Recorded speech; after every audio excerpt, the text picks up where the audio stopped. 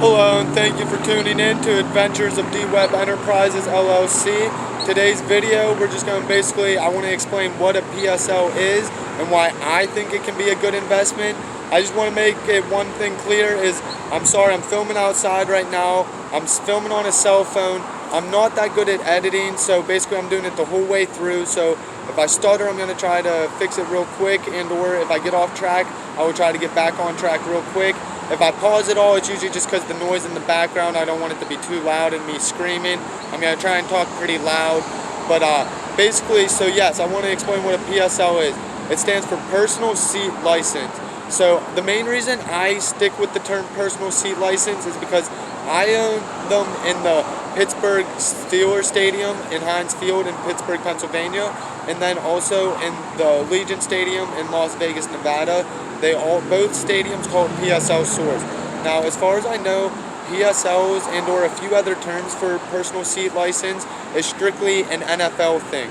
As far as I know, you can put in the comments if I'm wrong. I really appreciate any knowledge and people branching out and letting me know anything I'm wrong about and fixing anything so I know my mistakes. So basically, I want to say though, as far as I know, it's strictly an NFL thing.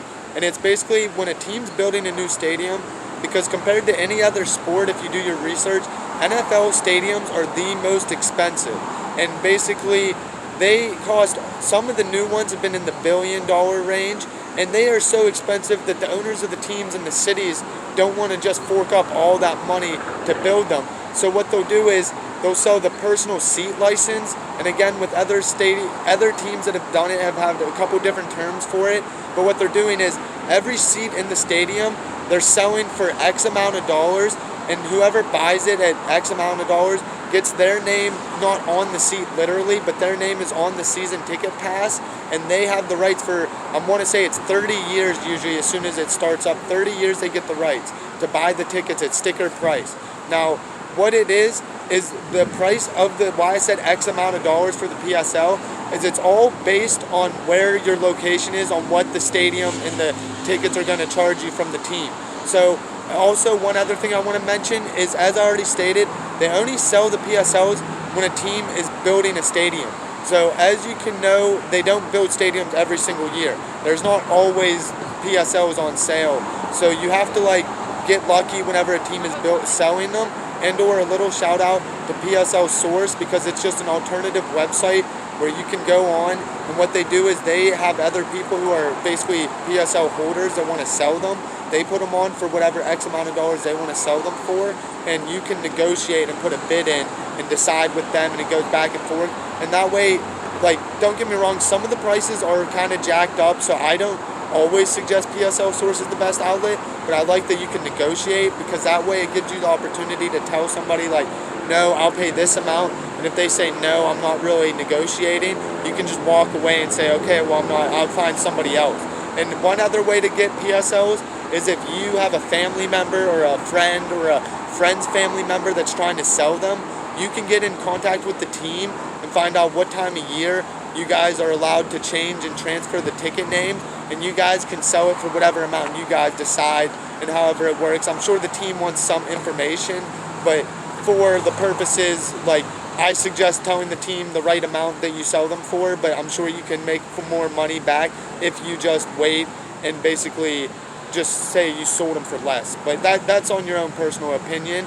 And one other thing I wanted to state is a little shout out that's just PSL Source. You can do that too. Is basically one way for people to think about it that are in the real estate that don't understand what PSLs are, and you can look at it. Hold on one second. Sorry, I didn't want the fire truck to ruin it. But you can look at PSLs also the same as a house. It's real estate. In the field, you can, where the players, the NFL teams play, you can look at it as basically that is water, the lake.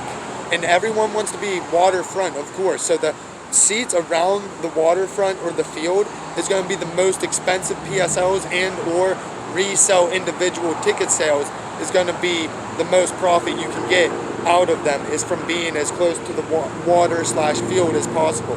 Now, there's usually in every stadium, and this is with almost every sport and everything, is there's usually 3 different ways you can look at the stadium.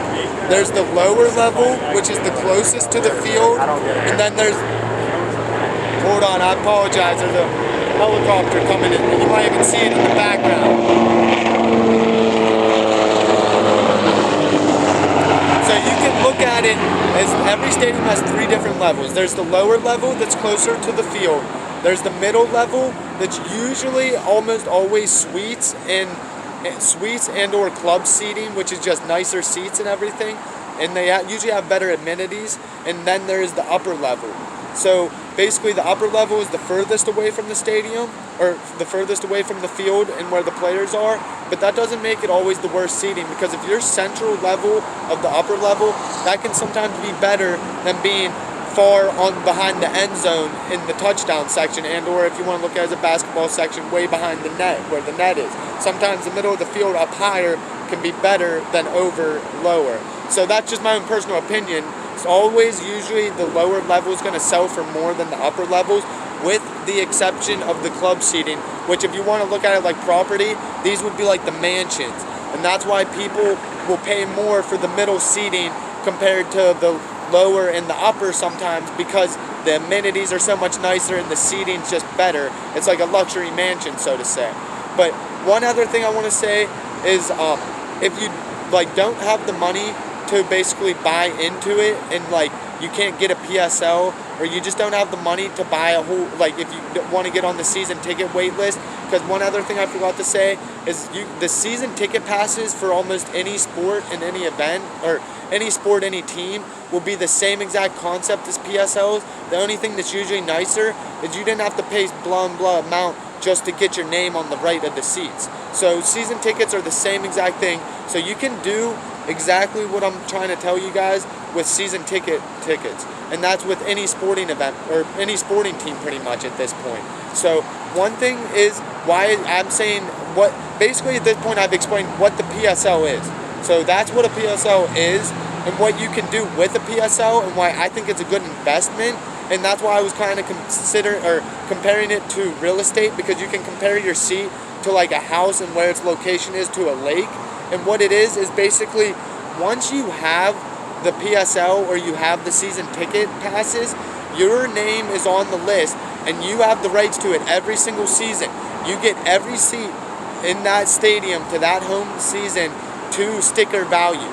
And once you have them at sticker value, and this is a little shout out to Ticketmaster basically, or StubHub, or any other website anybody knows to do that to, is what you do is you put your ticket up on those websites for whatever price you want.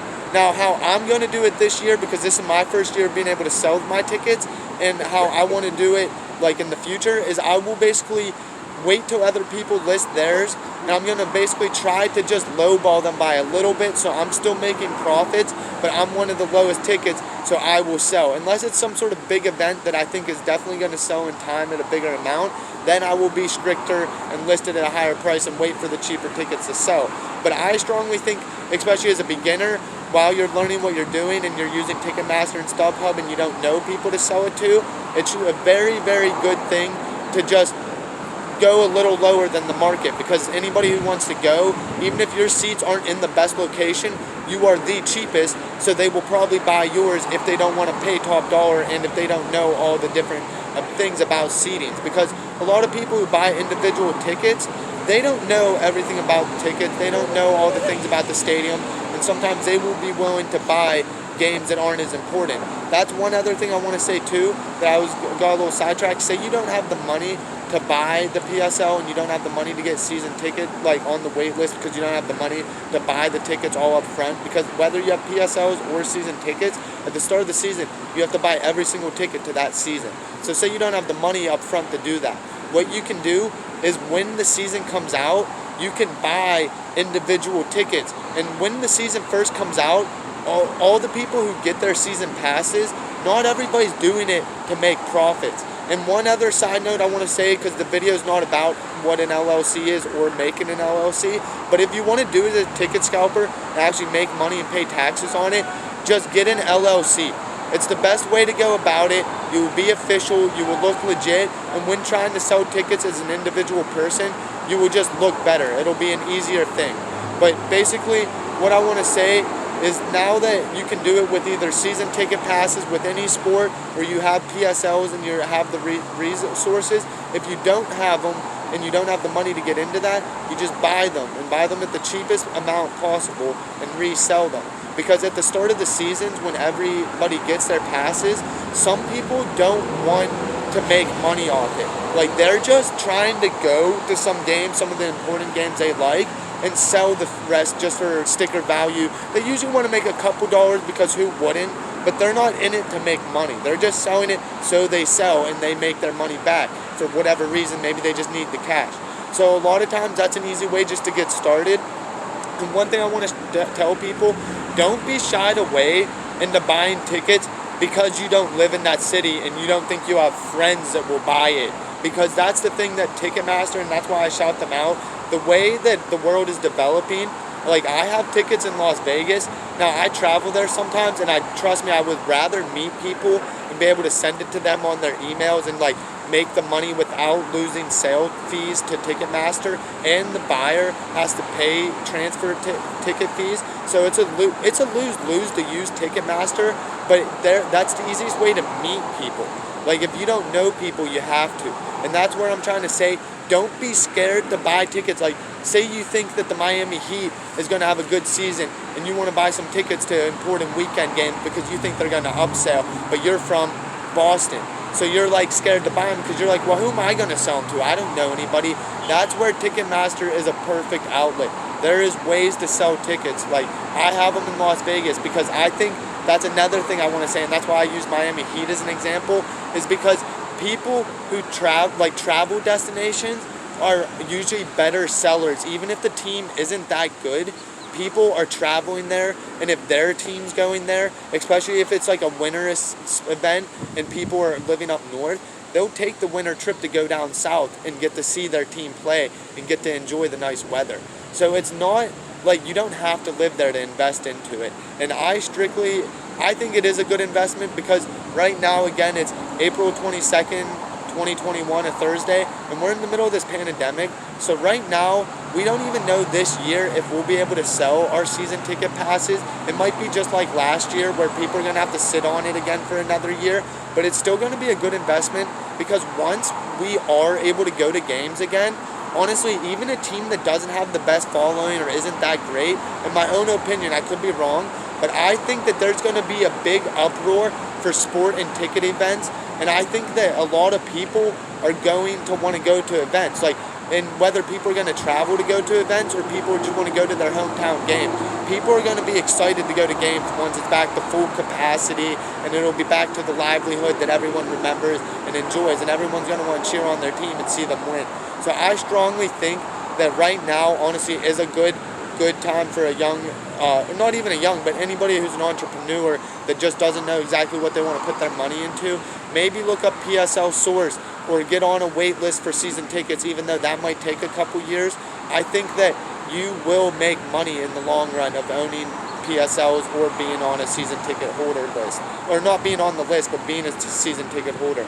Now, one thing I want to say about being a PSL holder and why I think those are good investments, even though you have to put X amount of money up to get the PSL, now depending on what stadium you own in or where the PSL is, you basically, like, that's why I bought into Las Vegas also. They claim that they're going to have 50 plus other events other than just the NFL games in their stadium each year, and I can get strictly rights to not to my seats, but I can get strict rights to the pre-sales to buy tickets to any event if there's. Now with Las Vegas, that's why I keep bringing that up, because that's what I invested in, but maybe Miami does this too, or I don't know about teams out in LA where I'm currently in right now. Like, I'm sure like the LA Rams and Charger Stadium might do this also, but if you have their PSLs, you probably get rights to any pre-sales to any events in that stadium. So if there's MMA fights, boxing events, and any sort of concerts or anything like that, you can get those tickets and resell them, but you get them at sticker value.